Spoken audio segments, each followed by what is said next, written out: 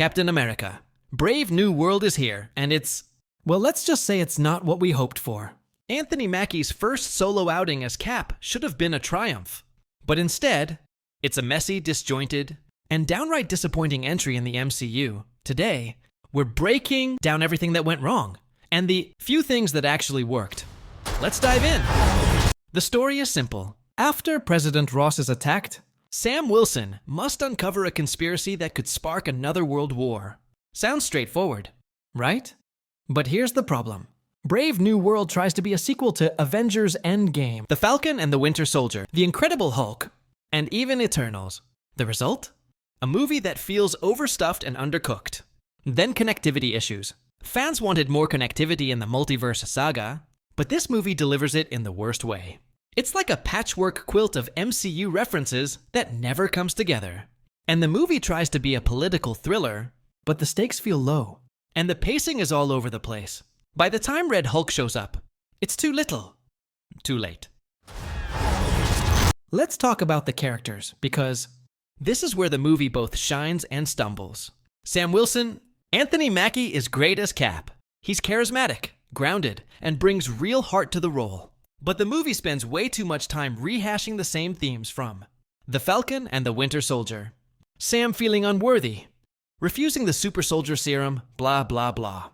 We've seen it before, and it feels redundant. Harrison Ford. The real MVP of this movie is Harrison Ford as President Ross.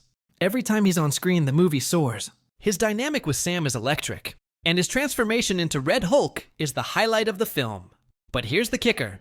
Red Hulk only gets 6 minutes of screen time. 6 minutes. The leader.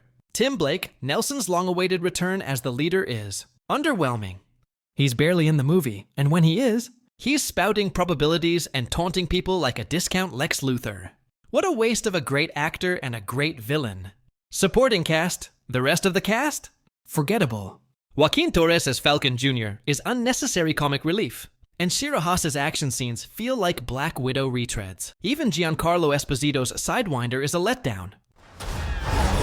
The action scenes are a mixed bag. On one hand, the aerial battles are intense, and the hand-to-hand combat is solid.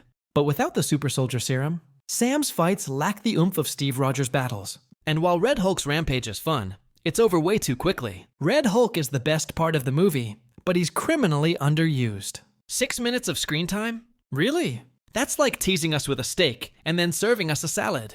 The action feels choppy and poorly edited. It's like they Frankensteined the movie together in post-production.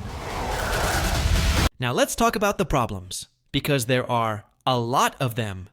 Reshoots? The reshoots are glaringly obvious. Characters are missing, storylines are cut, and the movie feels like it was stitched together at the last minute. And the editing is jumpy, the cinematography is dull, and the prosthetics for the leader look like they were borrowed from a 2000 sci-fi movie. It's embarrassing, and the tone is all over the place. 1 minute, it's a grounded political thriller.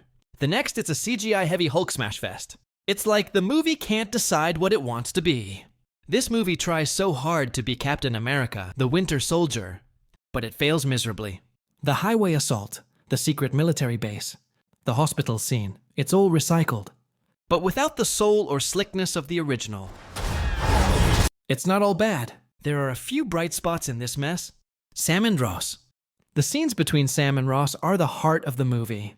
Anthony Mackie and Harrison Ford have great chemistry, and their dynamic is genuinely compelling. Next, Red Hulk. Red Hulk is a blast. Watching him rampage through the screen is pure Marvel magic. If only he had more screen time. Isaiah Bradley. Carl Lumbly's return as Isaiah Bradley is a welcome addition. His scenes with Sam add depth to the story, but they're too few and far between. So, is Captain America, Brave New World, the worst MCU movie yet? It's definitely in the running. While it's not outright awful, it's a messy, disjointed, and ultimately disappointing entry in the MCU. Anthony Mackie and Harrison Ford do their best to save it, but even they can't overcome the choppy editing, weak script, and lackluster villain. If you're a die-hard Marvel fan, it's worth watching for Red Hulk alone. But for everyone else, skip it and rewatch The Winter Soldier instead. What did you think of Captain America, Brave New World? Was it a brave new step for the MCU, or a total misfire? Let me know in the comments. Don't forget to like and subscribe.